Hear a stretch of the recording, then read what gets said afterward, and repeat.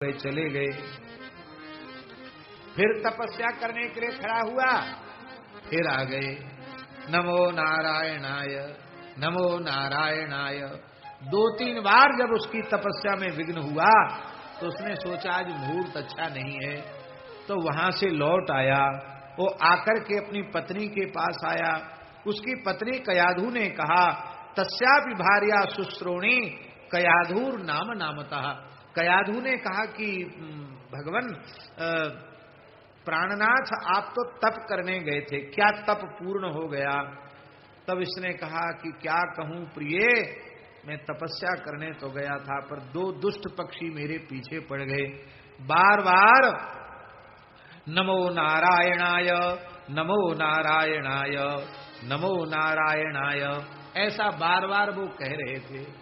यह सुनकर कयाधु के मन में बड़ी प्रसन्नता हुई कि ये दुष्ट तो कभी भगवान का नाम बोलता ही नहीं है, आज तो कीर्तन कर रहा है।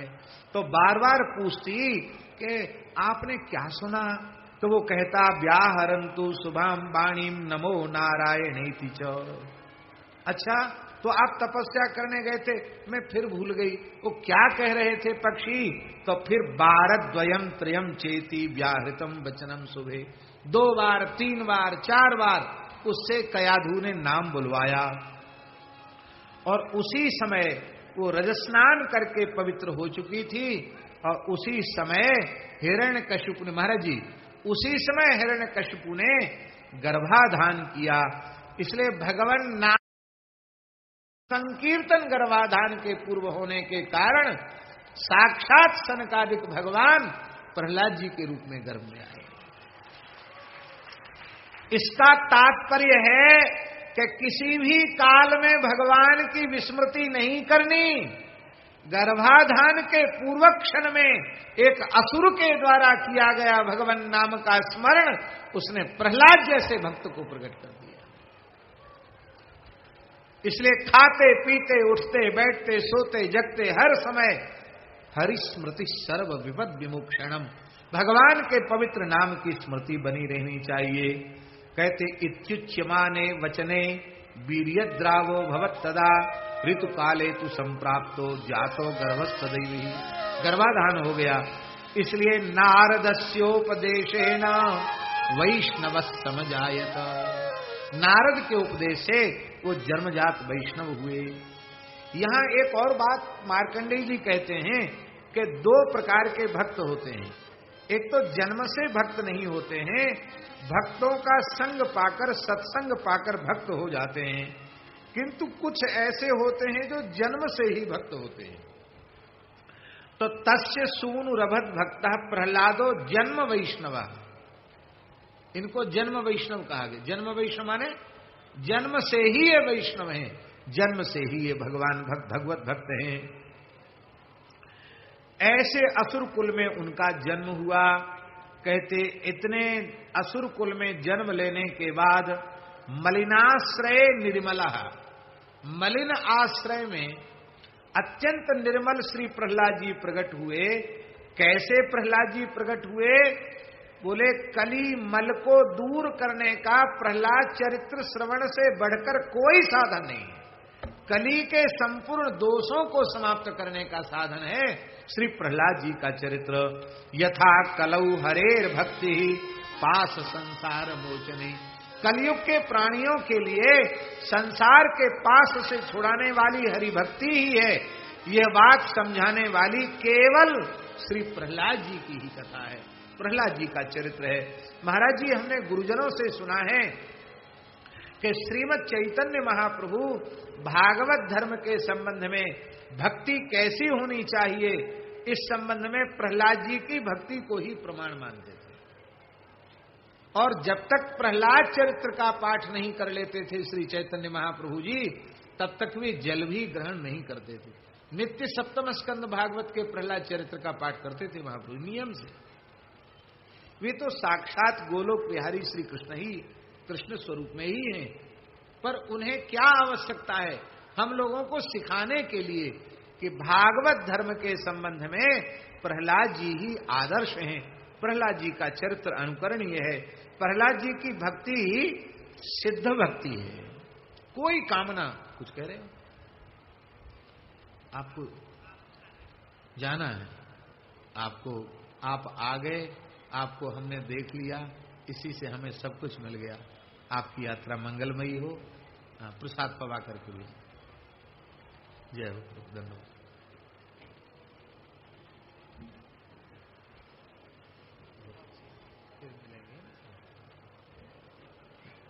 जय हो जय हो। क्या नाम है गुरु भाई? है रामदास जी, प्रभु रामदास। श्री वृंदावन बिहारी लाल की जय। अब एक श्लोक सुनकर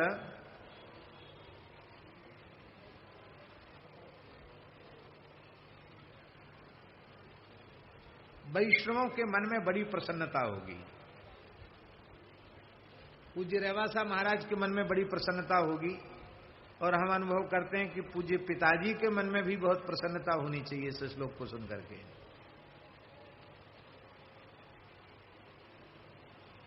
कहते हैं प्रहलाद जी के अवतरण का हेतु क्या है मार्कंडेय नृसिंह पुराण में?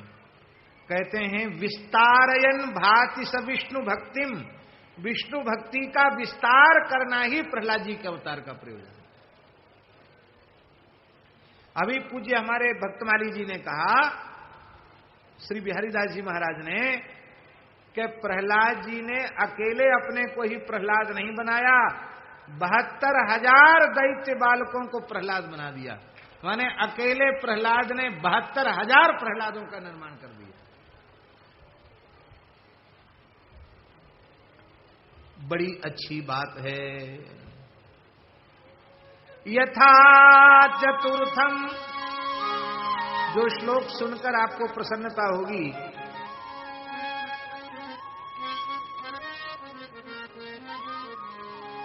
उस श्लोक का हम वाचन कर रहे हैं।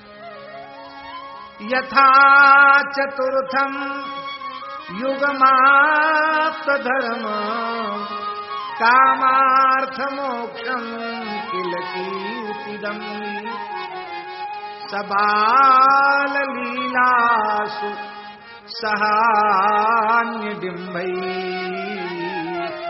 प्रहेलिका क्रीडन के सुनित्यम। धन्य है धन्य है धन्य है। ऐसा अद्भुत श्लोक है महाराज जी। कहते हैं 4 युग हैं।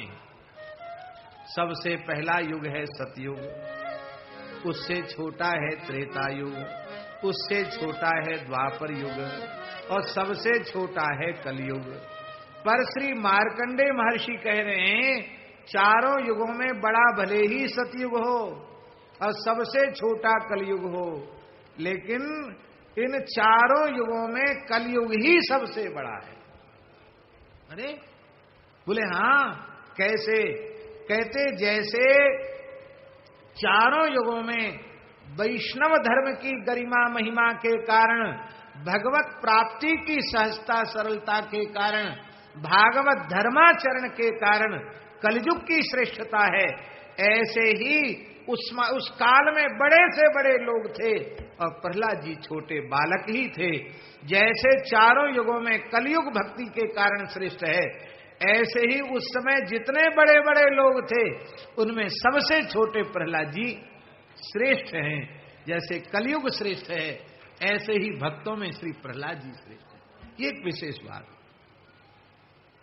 कहते प्रहेलिका क्रीडन के सुनित्यम, खेल कूद में भी वे भगवान की ही लीलाओं का अनुकरण करते रहते थे।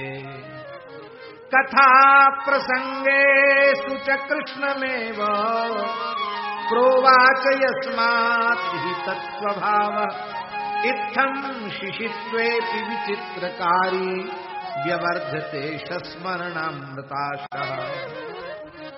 प्रहलाद जी की जब वाणी मुखरित होती थी, कृष्ण नाम ही उनकी वाणी से प्रकट होता था।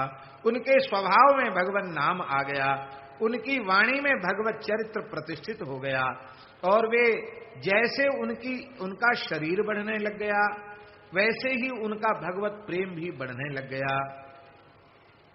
एक दिन की बात है, बालक प्रहलाद को देख करके हिरण्यकशिपु बड़ा आनंदित हुआ।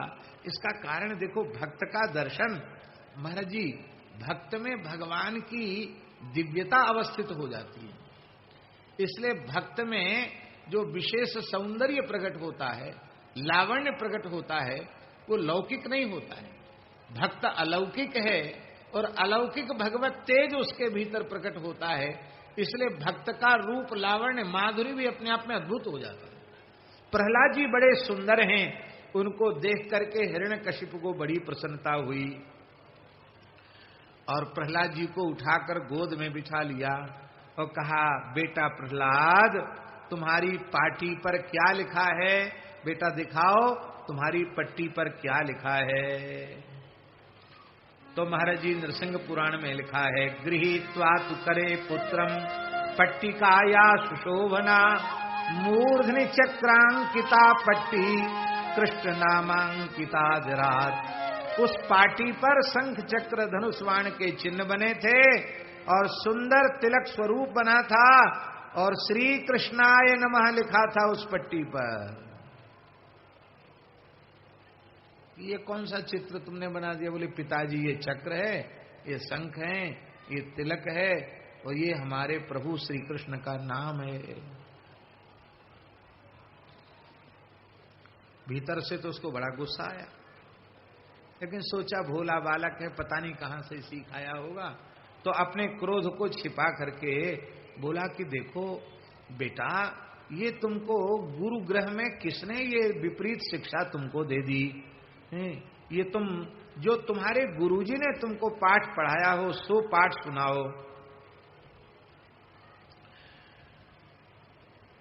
प्रहलाद जी बोले कि हम आपको गुरुजी का पढ़ाया हुआ पाठ सुना तो देते, लेकिन उसके बोलने में भी कल्याण नहीं है और उसके सुनने में भी कल्याण नहीं है।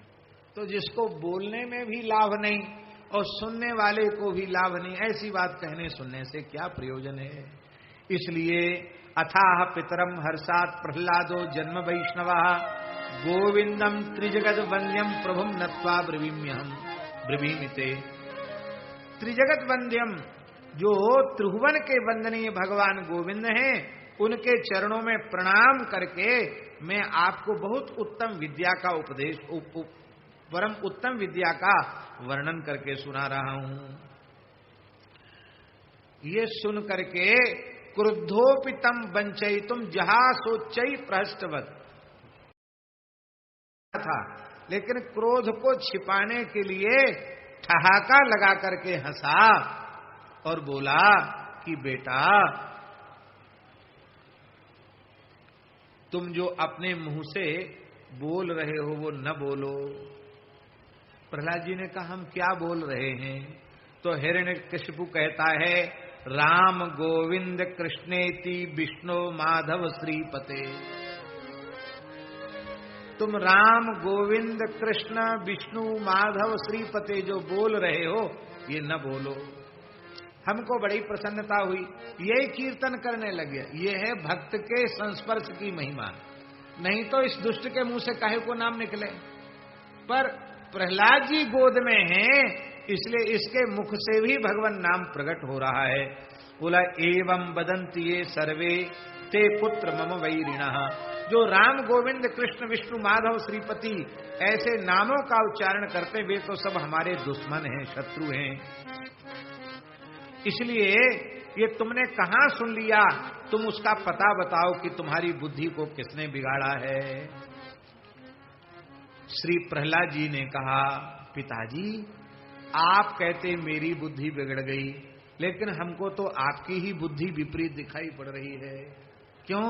क्योंकि आप महा महिमामय कृष्ण नाम की महिमा का तिरस्कार कर रहे हैं।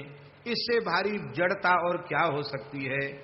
देखो, इस ब्रह्मांड का सर्वैश्वर्य प्रदायक, धर्म को बढ़ाने वाला, परम कल्याण करने वाला, संपूर्ण मंत्रों का राजा क्या है, इसको आप जान लीजिए। भागवत के श्लोक भी बहुत अच्छे हैं। श्रवणम कीर्तनम विष्णु स्मरणम पाद सेवनम अर्चनम वंदनम दास्यम सख्यमात्म निवेदनम और बनम गतो यद्धरि माश्रय। तो ये सब बहुत अच्छे श्लोक हैं। हमारा मन था कि हम भागवत जी का भी और दोनों को मिलाकर कहें, लेकिन क्या करें, हमारी कथा ही ऐसी है, पीछे रह जाती है। इसलिए हम केवल नृसिंह पुराण का ही आश्रय लेकर बोल रहे हैं। बड़ा सुंदर श्लोक है, लिखने योग्य श्लोक है। प्रहलाद जी कहते हैं, सर्वैश्वर्य प्रदम मंत्रम धर्मादि परिवर्धनम कृष्णेति यो नरो भूयात् सोऽयं विन्दते परम। हे पिताजी, कृष्ण नाम से बढ़कर इस ब्रह्मांड का दूसरा कोई मंत्र है ही नहीं। सर्वोपरि मंत्र श्री कृष्ण नाम है। वो अभय पद को प्राप्त कर लेता है। कृष्ण निंदा समुत्थस्य अगस्यांतो न विद्यते। जो श्री कृष्ण की निंदा करता है उसके पापों की कोई सीमा नहीं, अंत नहीं होता है। इसलिए राम माधव कृष्णेति स्मर भक्त्यात्म शुद्ध है।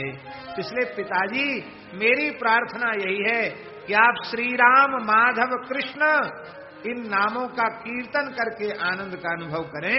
अंतःकरण की शुद्धि का यही साधन है। हिरण्यकश्यप बोला, अच्छा तू हमारा गुरु बन गया, हमको उपदेश देता है, मिला हमें कप गुरुवर ज्ञानी। प्रहलाद जी कहते हैं, गुरवे पिबीमे तद्यतो हितकरम परम।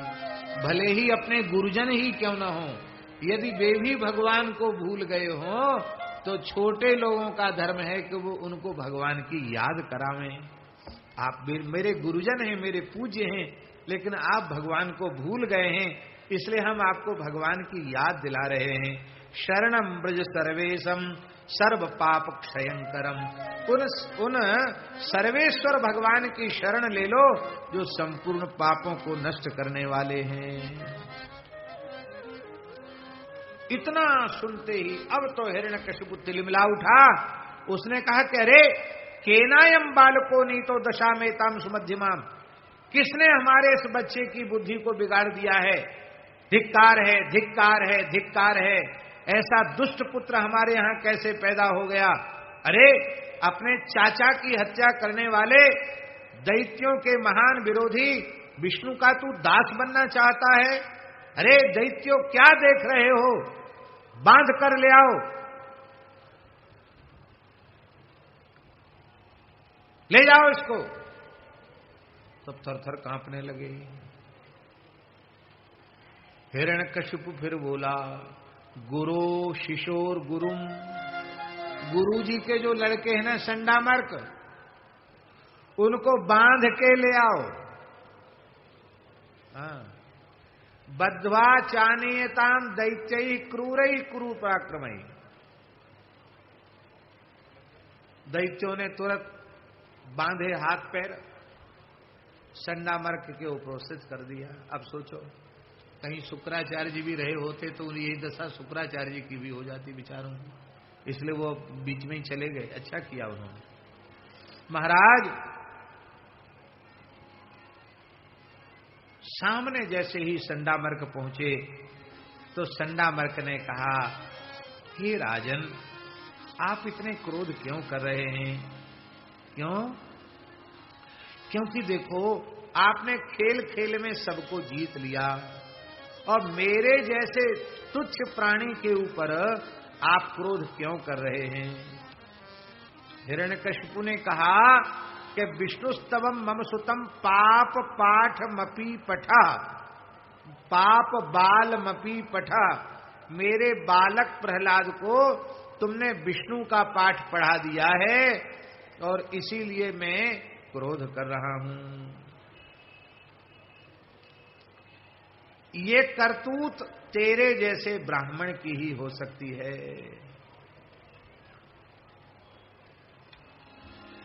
तुम ब्राह्मण हो ना, आखिर तो तुम भगवान के ही पक्षपाती हो। इसलिए बेटा प्रहलाद, आज से मैं तुझे एक शिक्षा देता हूं। क्या? बोले, इन ब्राह्मणों से बड़ा धूर्त और कोई दूसरा नहीं है। अब हमारी बात पर सोशल मीडिया वाले प्रचार न कर दें कि ब्राह्मणों को धूर्त बोल रहे हैं। हम नहीं बोल रहे हैं, हिरण्यकशिपु बोल रहा है। हिरण्यकशिपु बोल रहा है कि ब्राह्मण बड़े धूर्त होते हैं, इसलिए इनकी संगति कभी नहीं करना। त्यज द्विज प्रसंगम ही द्विज सिंगो यशोभना। ब्राह्मणों का संग ही सर्वनाश का कारण है। ब्राह्मणों का संग नहीं करना चाहिए, बड़ा अमंगलमय है। तुमने ब्राह्मणों के कुसंग से ही ये भगवान की अच्छी बात सीख ली, भगवान वाली बात सीख ली। देखो हमारे कुल का ये धर्म नहीं है।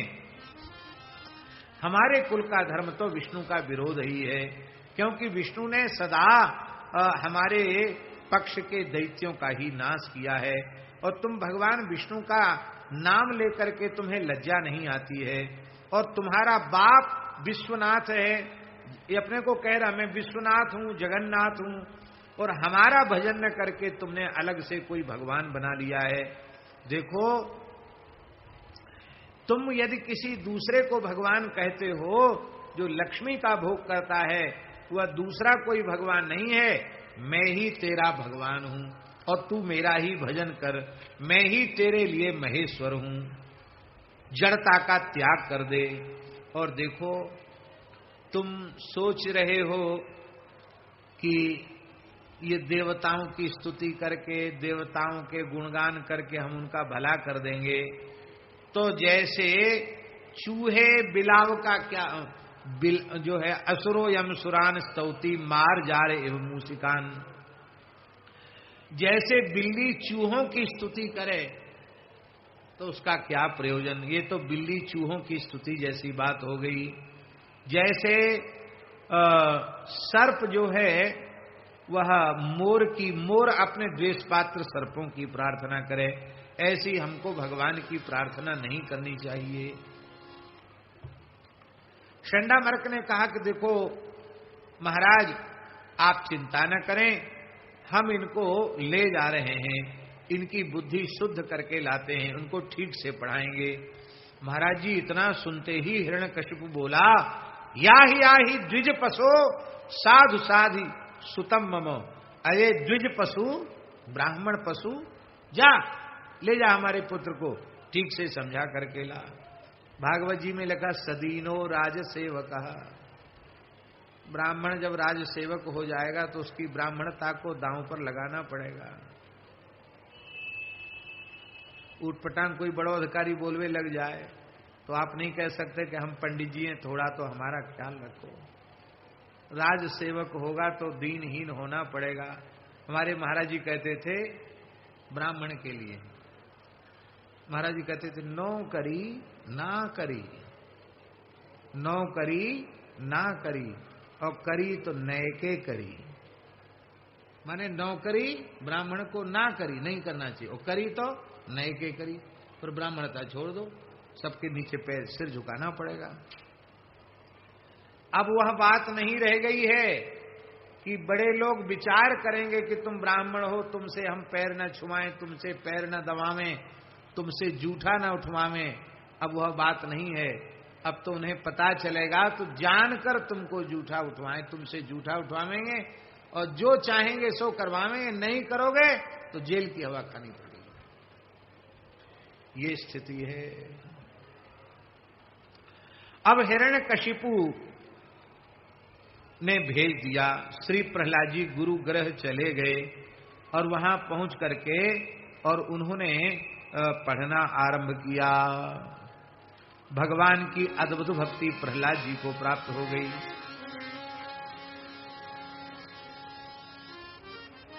बाल्ये वयञ्च त्वमिव द्विजैर्याड्याय मोहिता वयसा वर्धमानेन पुत्रैवैकं सुभक्षिता। आहा,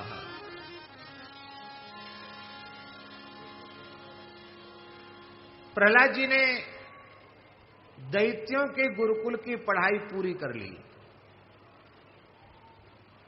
शंडामर्क ने उन्हें फिर से हिरण्यकशिपु के दरबार में प्रस्तुत किया। हिरण्यकशिपु ने कहा कि तुमने बहुत अच्छा हुआ, तुमने बहुत अच्छा किया। तुम बाल्यावस्था से किशोर अवस्था को आ गए हो, कोहरे से निकलते हुए सूर्य के समान प्रकाशित हो रहे हो। तुम्हारी बुद्धि बड़ी जड़ हो गई थी, मलिन हो गई थी। ब्राह्मणों ने तुम्हारी बुद्धि को भ्रमित कर दिया था। लेकिन अब बहुत अच्छा हो गया, तुम पढ़ लिख करके आए हो, पंडित बनकर आए हो। तुम्हारे जैसे पुत्र पर विन्यस्य स्वाम चिरधताम सुखी पश्यन श्रियम तब, तुम्हारे जैसे सामर्थ्यवान पुत्र पर राजश्री समर्पित करके मैं सुखी होना चाहता हूं। क्योंकि पिता जब जब अपने पुत्र की निपुणता देखता है तब तक मानसिक चिंता का त्याग कर सुख का अनुभव करता है। तुम्हारे गुरुजी ने तुम्हारी बुद्धिमानी का बड़ा वर्णन किया है कि तुम बड़े पंडित हो, एक बार में सुनकर ही याद कर लेते हो। देखो, कुछ चीजें ऐसी हैं जो बहुत अच्छी लगती है। ये बोल तो रहा है हिरण्यकशिपु, लेकिन ये नरसिंह पुराण का श्लोक बड़ा अच्छा है, बड़ी सुंदर नीति का वर्णन कर रहा है। वो कहता, नेत्रयो शत्रु दारिद्र्यम श्रोत्रयो सुत सूक्तया युद्ध व्रणंच गात्रेषु मायिनांच महोत्सव। नेत्रों के सामने शत्रु की दरिद्रता देखना बहुत अच्छा लगता है।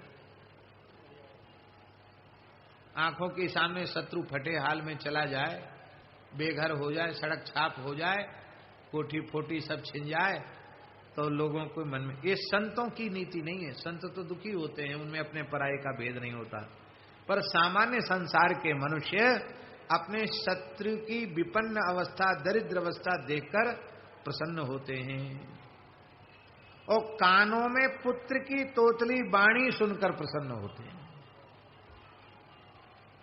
और अंगों में वीर होने पर युद्ध के घाव देखकर प्रसन्न होते हैं। ये उत्सव का कारण माना जाता है।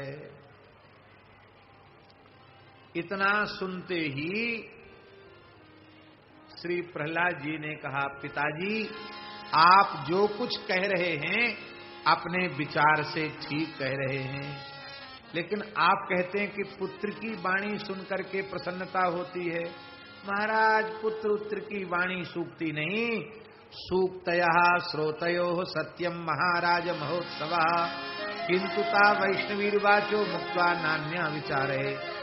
सच्ची बात यह है, भगवान की चर्चा से बढ़कर कोई उत्तम सूक्ति नहीं है। बेटा बेटी की तोतली बातें सुन करके, पत्नी की मीठी बातें सुन करके आनंद का अनुभव करना, प्रसन्न होना, ये तो मूर्खता का लक्षण है। भगवत चर्चा सुनकर आनंदित होना ही उत्तम बात है। नीति सूक्ति कथा श्राव्या श्राव्यम काव्यम च तद्वचः यत्र संसृत दुःखौ क्षाग्निर्गीयते हरि। कहते वही नीति, वही कथा सुननी चाहिए, वही काव्य सुनना चाहिए जिसमें भगवान के यश का गान किया गया हो। कहते हैं जिस शास्त्र में भक्ति शास्त्र नहीं है उस शास्त्र को पढ़ने का क्या प्रयोजन। केवल अर्थशास्त्र से क्या बनेगा, केवल काम शास्त्र से क्या बनेगा। पिताजी, तुम्हारे विद्यालय में केवल अर्थशास्त्र और काम शास्त्र पढ़ाए जाते हैं, न तो धर्मशास्त्र पढ़ाया जाता है न ही मोक्ष शास्त्र पढ़ाया जाता है। तो हमने पढ़ भले ही लिए, लेकिन हमने हृदय से न अर्थशास्त्र को स्वीकार किया है न हमने काम शास्त्र को स्वीकार किया है।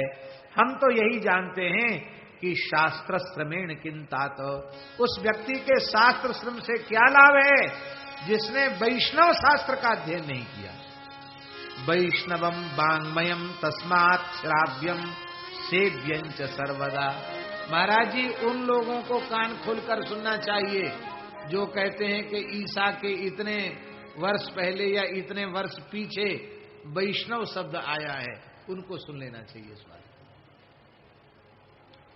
वैष्णवता की कैसी महिमा है, वैष्णव शास्त्र की कैसी महिमा है। इतना सुनते ही हिरण्यकशिपु क्रोध से जल उठा और बोला कि अब तो बहुत हो गया, अब बहुत हो गया, अब मैं सहन नहीं कर सकता। अरे क्या देख रहे हो तुम लोग, मारो, काटो इसको, टुकड़े टुकड़े कर दो। और महाराज जी बोला कि कौआ, गीध आदि दुष्ट पक्षियों को टुकड़े टुकड़े करके इसको खिला दो। अच्युतस प्रियम भक्तम तम जघनु पतिनोदिता। सबके सब दैत्य खड़े हो गए मारने के लिए। उस समय प्रहलाद जी ने एक वज्र धारण कर लिया। लिखा है प्रहलाद जी ने एक वज्र धारण कर लिया। कौन सा वज्र धारण कर लिया? बोले प्रहलादोपि प्रभुम नत्वा ध्यान वज्रम समाददे। ध्यान वज्र, भगवान के ध्यान में श्री प्रहलाद जी डूब गए और अकृत्रम रसम भक्तम तमित्थम ध्यान निश्चलम। अकृत्रम रसम, वो जो भक्ति का रस था वो कृत्रिम नहीं था, अकृत्रिम था, माने वास्तविक रस था। बहुत से लोग बड़े कुशल होते महाराज, ये रोना भी एक कला है। हाँ, रोना भी एक बहुत भारी कला है, हंसना भी। बहुत से वक्ताओं में ऐसी कला होती है भगवान की दया से कि वो हाल में फट से रो देंगे तो फट से हंसने लग जाएंगे। वो सामर्थ्य है उनकी, अच्छी बात है। और बाकी पर इस नाटक से कोई काम बनता नहीं। रोना हो तो भीतर से और हंसना हो तो भीतर से, क्योंकि सांच बिना हरी हाथ न आवे सब रहनी है ढीली। नाचें गावें चित्र बनावें करें काव्य चटकीली, सांच बिना हरी हाथ न आवे सब रहनी है। रोने के बाद फिर हंसना कैसे आएगा भाई?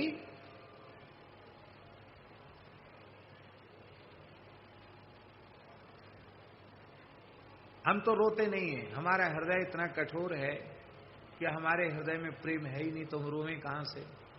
और एक आध बार कभी ऐसा अवसर आया तो फिर आगे बोल नहीं पाते हैं। एक बार ऐसा हुआ, पता नहीं, हाँ पटना में थे, नागा बाबा ठाकुरवाड़ी में है। हाँ, रोते रोते गा भी लेते हैं, गाना भी मुश्किल है। हमारे तो ऐसा 2 घंटा कथा बाकी थी और फिर रोते ही रह गए, ऊपर भी गए तो रोते ही रह गए, फिर रोना बंद ही नहीं हुआ।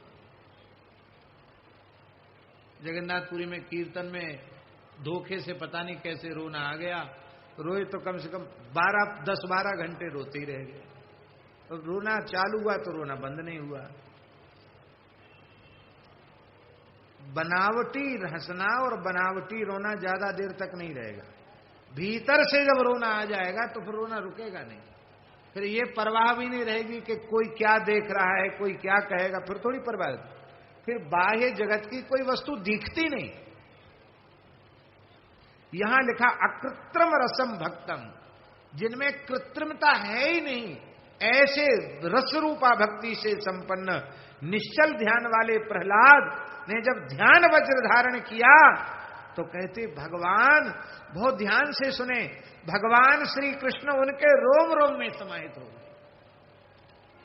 पूरा नख सिख भगवान समाहित हो गए प्रहलाद जी में। गात्रे शस्त्राणि रक्षसाम। अब जो महाराज क्या हुआ, कहते जैसे, बड़ी बढ़िया उपमा दी है, जैसे कोई वज्र का बना हुआ अस्त्र हो, तीखे धार वाला, और उस वज्र के बने हुए अस्त्र पर नील कमल से प्रहार किया जाए तो नील कमल की पंखड़ियां उस तीक्ष्ण वज्र को स्पर्श करके टुकड़े टुकड़े होकर नीचे गिर जाएंगी। ऐसे ही बड़े बड़े दिव्य अस्त्र शस्त्र प्रहलाद जी के शरीर को छू करके टुकड़े टुकड़े होकर के नीचे गिरने लगे, और कुछ भी प्रहलाद जी का बिगड़ा नहीं, प्रहलाद जी के शरीर पर खरोंच तक नहीं आई। यह देख करके हिरण्यकशिपु को बड़ा आश्चर्य हुआ कि ये दिव्य अस्त्र शस्त्र व्यर्थ कैसे हो गए। वैष्णवम बलमालोक्य राजा नूनम भयम दधौ पुनस्तस्य बधो पायम चिंतन ससुदुर्मति। ये वैष्णव बल को देख करके हिरण्यकशिपु भीतर से भयभीत हो गया और उसने निश्चय किया कि इस बालक को तो किसी भी स्थिति में मुझे मारना ही है। उसने दंडशूकान सुदुर्विशान भयंकर विषधर नागों को आज्ञा दी, जाओ इसको खा करके भस्म कर दो, इसको समाप्त कर दो। गरला युधा, अपने विष की अग्नि में जला दो। यह सुनकर के भुजंग वहां गए और महाराज जी बड़ी जोर जोर से अपने फणों का प्रहार करने लगे, अपनी दाढ़ों का प्रहार करने लगे। लेकिन भगवान के प्यारे भक्त प्रहलाद जी ध्यान वज्र का आश्रय लेकर बैठे हैं, तो उनका शरीर ऐसा वज्र के तुल्य हो गया कि नागों के फण छिन्न भिन्न हो गए, उनके मुंह से रक्त आने लग गया और उनके कांटे जो विष के कांटे थे वे भग्न हो गए, टूट गए, वे बेहोश होकर के गिर गए। और अंत में उन्हें होश आई और वे हिरण्यकशिपु से बोले, महाराज आप कहो तो हम हिमालय को भस्म कर दें जहर से, लेकिन हमारी हालत देखो, हमारे सबके दांत टूट गए हैं। अब तो आप हमारा भले ही वध कर दो, लेकिन अब हम प्रहलाद के पास तो नहीं जाएंगे, क्योंकि हम तो अपने दांतों से भी हाथ धो बैठे हैं, हमारे पास अब दांत भी नहीं रहे। अब तो हिरण्यकशिपु और अधिक भीतर से व्यग्र हो गया, मन में सोचने लग गया कि मैं क्या करूं। और एक बात उसके मन में आई। हाँ, इधर क्या हुआ कि श्री प्रहलाद जी को बुलाया और प्रहलाद जी से कहा, बेटा प्रहलाद दुष्टो निजांग जातो न बध्य इत्यद्य कृपा ममा भू। बेटा हम तुमको मार तो देते, मार तो पाया नहीं, फिर भी क्या कह रहा है, बोले हम तुमको मार तो देते, लेकिन हमने सोचा चलो कैसा ही है, भले ही दुष्ट ही सही है तो हमारा बेटा, ऐसा मानकर मेरे मन में तेरे प्रति बहुत सी दया उत्पन्न हो गई है, इसलिए हमने तुमको मारा नहीं। इतना सुनकर के दैत्यराज पुरोहित हाथ जोड़कर बोले, महाराज आप भ्रुकुटी टेढ़ी करते हैं तो तीनों लोग थर थर कांपने लग जाते हैं, सूर्य की प्रभा कम हो जाती है, और ये बेचारा बेटा बालक प्रहलाद अभी बालक ही तो है, आपकी महिमा नहीं समझता है, इसलिए ये ऐसा कर रहा है। आप क्रोध का त्याग करें, क्योंकि तदलम देवरोषेण दयाम कर्तुम त्वमर्हसि, पुत्रः कुपुत्रता मेति न माता पितरौ कदा। पुत्र कुपुत्र हो सकता है पर माता पिता कुमाता पिता नहीं हो सकते।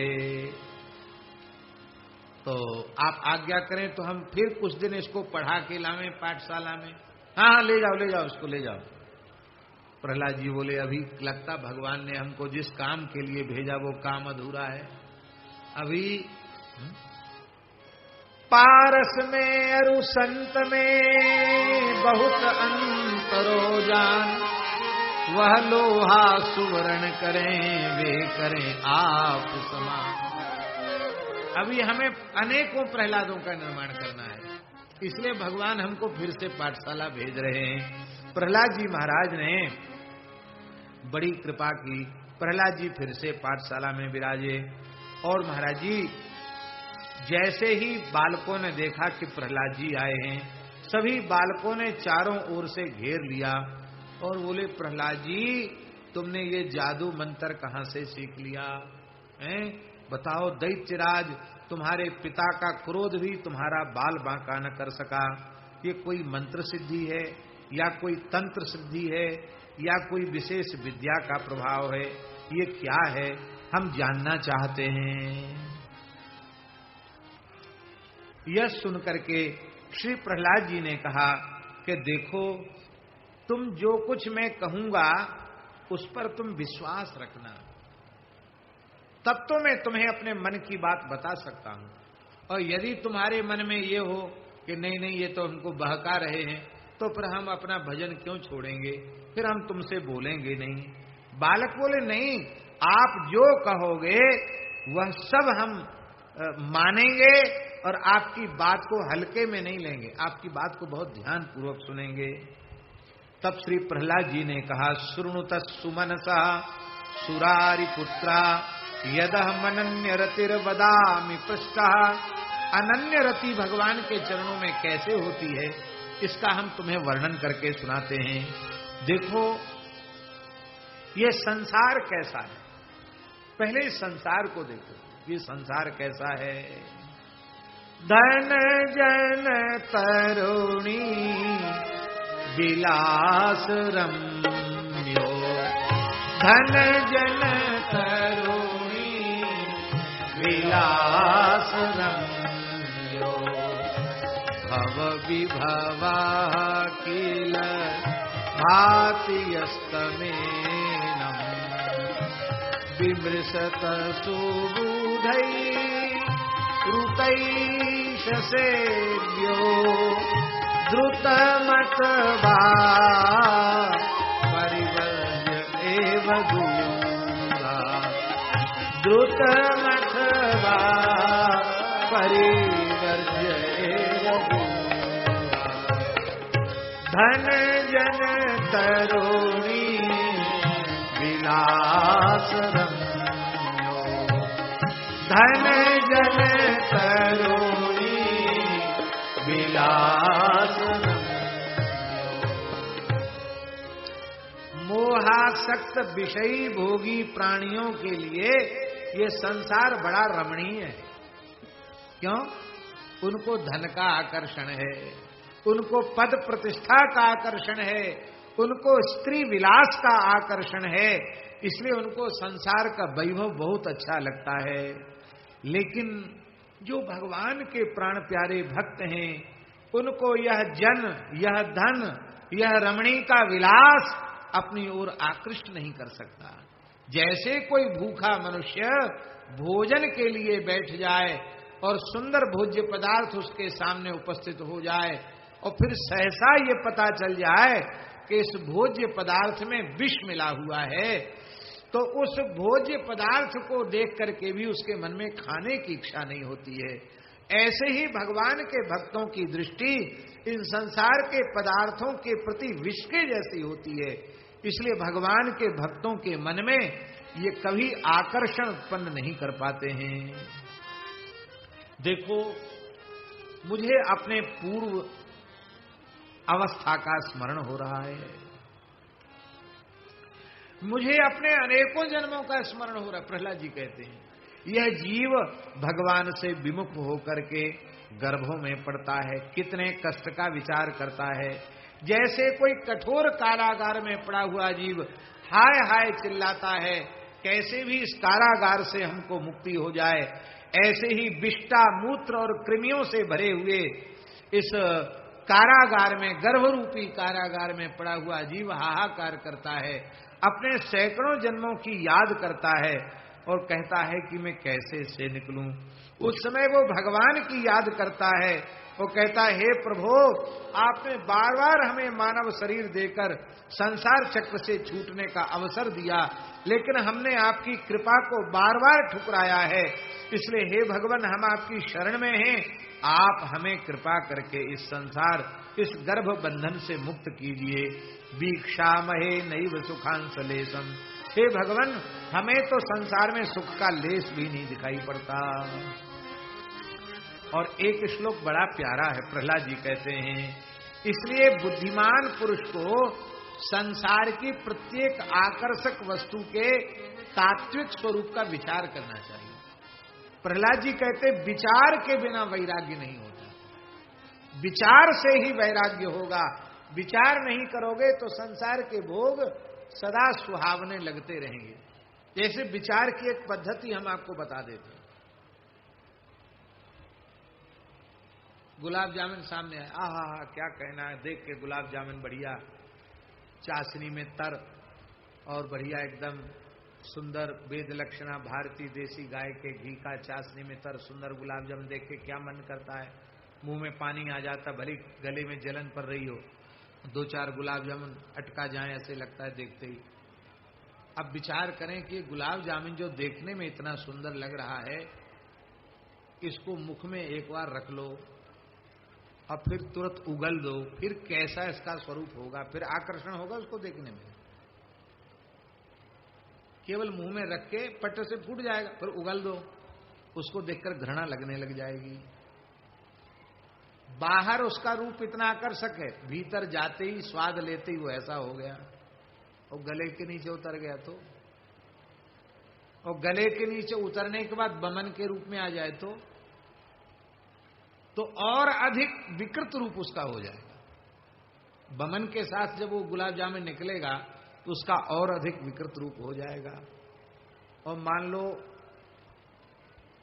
पच करके मल त्याग की क्रिया से निकला तो अंतिम परिणति उसकी मल होगी, उसमें तो ये भी नहीं दिखाई पड़ेगा कि गुलाब जामुन कहां चले गए, मल दिखाई पड़ेगा, गुलाब जामुन नहीं दिखाई पड़ेगा। तो गुलाब जामुन के दर्शन के काल में ही उसका मुंह वाला परिणाम, उसका बमन वाला परिणाम और उसका मल रूप वाला परिणाम यदि हम विचार कर लें, तो गुलाब जामुन में ही मल का दर्शन करके, मूत्र का दर्शन करके और बमन का दर्शन कर लेने के बाद फिर गुलाब जामुन खाने की रुचि नहीं रह जाएगी। फिर तो एक ही बात रहेगी, भैया शरीर भजन करने के लिए मिला है और भजन करने के लिए इस गड्ढे में कुछ न कुछ भरना है। जो कुछ मिल जाए, स्वाद पर विचार मत करो, साधु को स्वाद से क्या मतलब, जो मिल जाए उसी को खाओ। हमारे पूज्य गुरुदेव पहाड़ी बाबा महाराज के एक शिष्य थे, बंगाली महात्मा गौरदास जी। वो कहते थे, वो हिंदी ऐसी बोलते थे टूटी फूटी, मरे गौर, हाँ क्या खाया? महाराज गड्ढा भर लेता है, गड्ढा भर लेता है।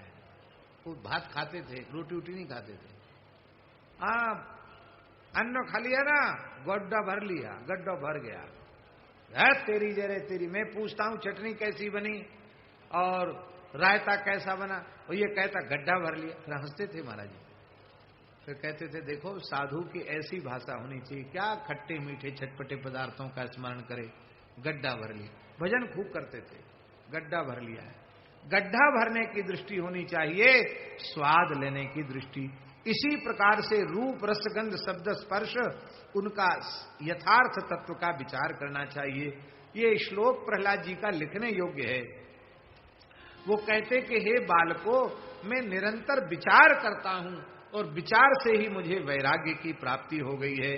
और जितने अंश में वैराग्य होगा महाराज जी, उतने ही अंश में भगवान के चरण कमलों में अनुराग होगा। ये प्रहलाद जी कह रहे हैं। प्रहलाद जी कहते हैं यथा यथा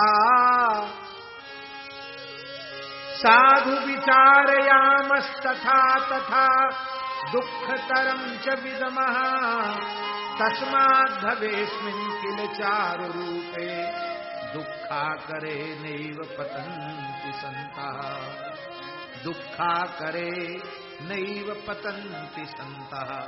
इतना बढ़िया श्लोक है।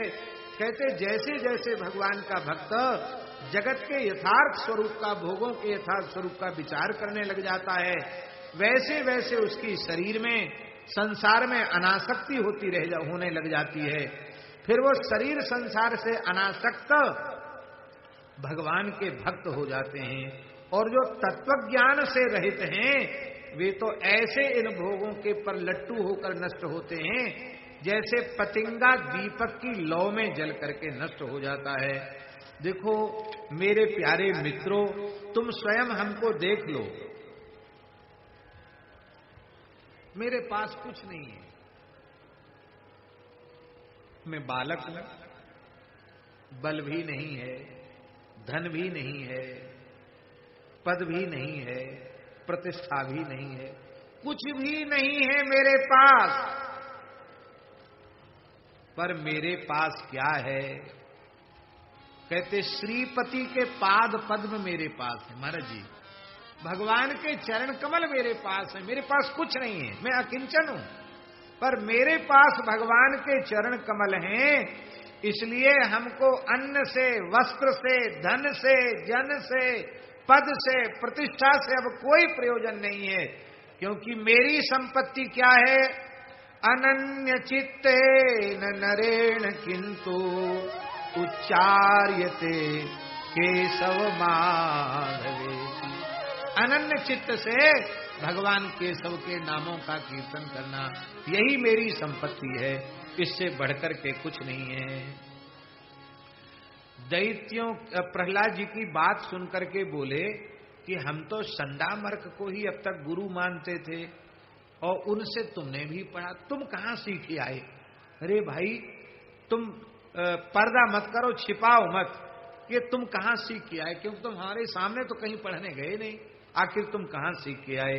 प्रहलाद जी ने कहा कि जब मेरे पिताजी तपस्या करने चले गए थे और मैं अपनी माता के गर्भ में था, उस समय देवराज इंद्र ने मेरी माता का हरण किया।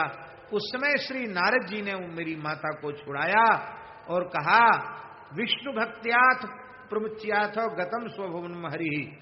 देखो, अस्या गर्भे सुतो यो वै सवै भागवतोत्तम।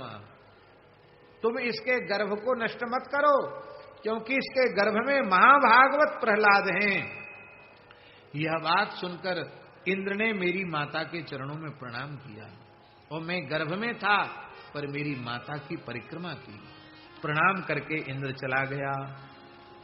उस समय नारद जी मेरी माता को ले आए, और मेरी माता तो अपने पति के चिंतन में रहती थी, पर वो जो कुछ कथा कीर्तन करते थे उसको मैं श्रवण करता था। वही संस्कार मेरे भीतर आ गए। विष्णुश्चानुग्रहेणैव नारदस्योपदेशतः। भगवान विष्णु के अनुग्रह से, नारद जी के उपदेश से यह ज्ञान मुझे प्राप्त हुआ है। अब वो महाराज जी वाली बात भी आने वाली है, वे उस रूप में नहीं लेकिन दूसरे रूप में। एकदा गुप्तचर्यायाम गतोसौ राक्षसाधिपा। एक दिन की बात है कि राक्षस राज हिरण्यकशिपु गुप्तचरी करने स्वयं निकला। तो उसने क्या देखा कि दैत्यों के घर घर में जो बालक हैं वो सब कीर्तन कर रहे हैं। हाँ, वो सब दिन में प्रहलाद जी का उपदेश प्राप्त किया, अब रात में गए, वो सब कीर्तन कर रहे थे, और हिरण्यकशिपु घूम रहा था। क्या कीर्तन कर रहे थे?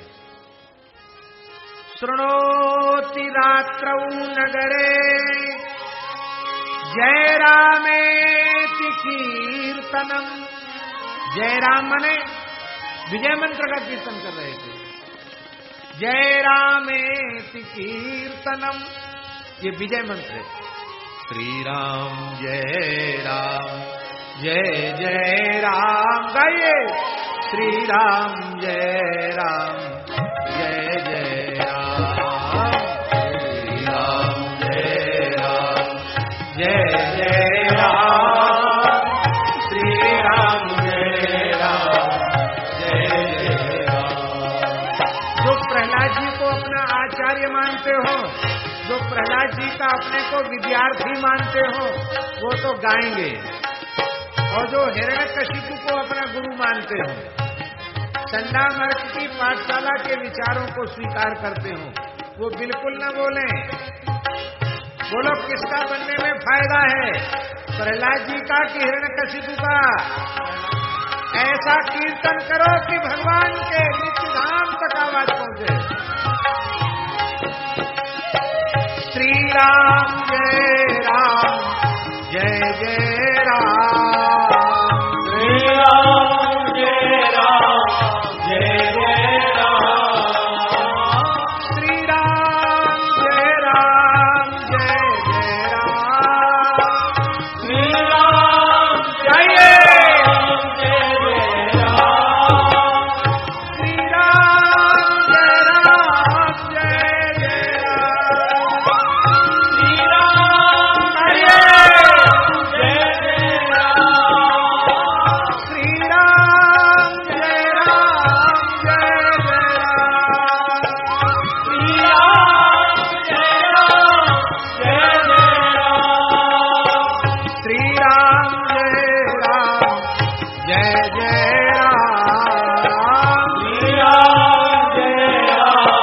राम।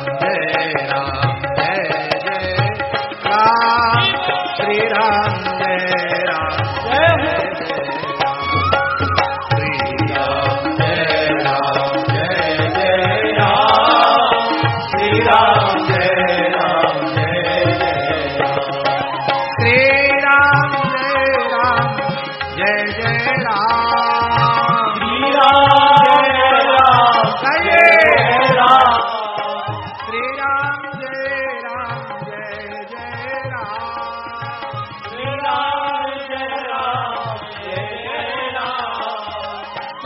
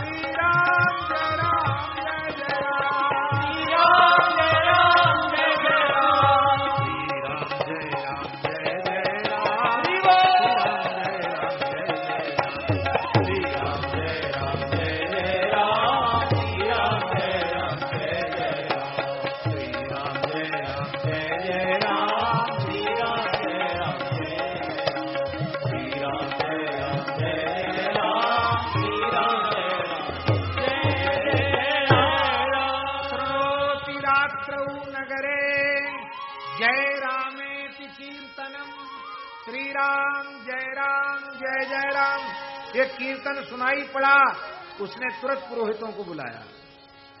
बोले मैं अपने कानों से सुन के आया हूं, हर घर में श्री राम जय राम हो रहा है। अरे मूर्ख मरणशील ब्राह्मणों, तुमने बड़ा भारी मेरे साथ दगा किया है, धोखा किया है। ब्राह्मणों ने कहा आप चाहे जितना डांटो फटकारो, भले ही हमको मार ही क्यों न डालो, पर हम हाथ जोड़कर शपथ खाकर कहते हमने नहीं पढ़ाया। ये तुमने नहीं पढ़ाया, फिर कहां से पढ़ के आए? बोले न मत प्रणीतम न पर प्रणीतम सुतो वदत्ये सतवेन्द्र सत्रो। जा रहे हो? ये तो पेट से ही पढ़ के आया है। अरे बोले भाई पेट से कोई पढ़ के नहीं आता है, बस थोड़ी देर की कथा है, थोड़ा धैर्य धारण और करो। रात में कीर्तन हो रहा लगता है इसलिए आज रात हो गई। रात का ही सब चरित्र है ये। अब आप लोग ध्यान से थोड़ी देर, बस 10-15 मिनट में ही पूरा हो जाएगा। तो महाराज जी बोले हमने नहीं पढ़ाया, ये तो पेट से पढ़ के। अरे मूर्ख झूठ, हमको बुद्धू बना रहे हो। ऐसा हो नहीं सकता कि पेट से पढ़ के कोई आवे। फटकार करके ब्राह्मणों को भगा दिया और कहा दैत्यों से कि देखो प्रहलाद क्या कर रहा है। बोले प्रहलाद सो रहा है। बोले इसको नागपाशों से बांधो, पहाड़ों के पत्थरों से बांधो और बांध करके इसको डाल दो समुद्र में, जलाशय में पटक दो। इसको समुद्र में जाकर के पटक दो। क्यों? बोले हमने सुना है कि इसका जो विष्णु है वो भी समुद्र में ही रहता है, तो वहीं चला जाए, ये यहाँ से पिंड छोड़े हमारा। ऐसा कह करके प्रहलाद जी को नाग पासों में बांध करके, पहाड़ों से बांध करके और समुद्र में पटक दिया। लेकिन महाराज जी बड़ी सुंदर बात यहां लिखी है, वो समुद्र में पटक तो दिया उनको, लेकिन प्रहलाद जी तो पहले से समुद्र में डूबे हुए थे। कौन से समुद्र में डूबे हुए थे? बोले आनंद सिंधु मध्य समाहिता। प्रेमानंद सिंधु में डूबे हुए प्रहलाद, उनको भला ये समुद्र क्या करेगा? वो तो प्रेम के सिंधु में डूबे हुए थे। न वेद बद्धमात्मानम लवणाम्बुधि मध्यगम अथ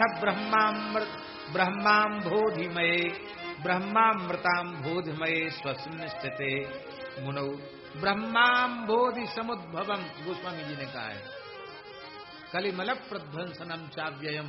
तो ब्रह्माम्बोधि से उत्पन्न जो भगवान नामामृत है, उस नामामृत सिंधु में आप डूबे हुए हैं, उस खारे समुद्र में उनको डुबाया गया, इसका उन्हें होश नहीं है। लेकिन महाराज जी यहां लिखा है कि इस समय प्रहलाद जी और भगवान में भेद समाप्त हो गया, क्योंकि प्रहलाद जी सोते हुए भी भगवान के नाम जप में, स्वरूप चिंतन में ऐसे डूबे हुए हैं कि अब प्रहलाद और भगवान दो नहीं रह गए, प्रहलाद और भगवान मिलकर एक हो गए। और ऐसे प्रहलाद जी जब समुद्र में गिरे तो समुद्र क्षुब्ध हो उठा, हिलोरें लेने लगा, समुद्र घबरा गया, बोले मैं तो नष्ट ही हो जाऊंगा।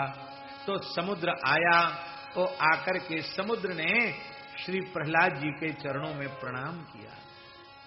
समुद्र ने प्रहलाद जी के चरणों में प्रणाम किया और बड़े प्रेम से श्री प्रहलाद जी के शरीर को समुद्र के किनारे ले आया। कैसे? बड़ा सुंदर उदाहरण देते हैं, जैसे गुरुदेव के वचनों को प्रमाण मानकर शिष्य भगवान के नाम रूप लीला का आश्रय लेता है, तो वो ध्यान रूपी नौका उसको भवसागर से पार उतार देती है। ऐसी ध्यान जहाज में बैठे हुए प्रहलाद जी उस समुद्र से पार उतर गए, भवसागर से जैसे भक्त पार उतर जाता है। उसी समय भगवान की आज्ञा से गरुड़ जी आए और गरुड़ जी ने प्रहलाद जी के शरीर में जो सर्प बंधन थे उनका भक्षण कर लिया। और प्रहलाद जी के चरणों में प्रणाम करके समुद्र ने कहा कि हे भक्तराज, आपके श्रीअंग का स्पर्श करके आज मैं पवित्र हो गया, आज मैं धन्य हो गया। पुराणों में लिखा है कि समुद्र संपूर्ण तीर्थों का अधिपति है, लेकिन भले ही हमारी बड़ी महिमा है, पर आज तक मैं अपने को महिमा मंडित नहीं मानता था। आज आपका स्पर्श हो गया तो मैं निश्चित ही संपूर्ण तीर्थों में श्रेष्ठ हो गया।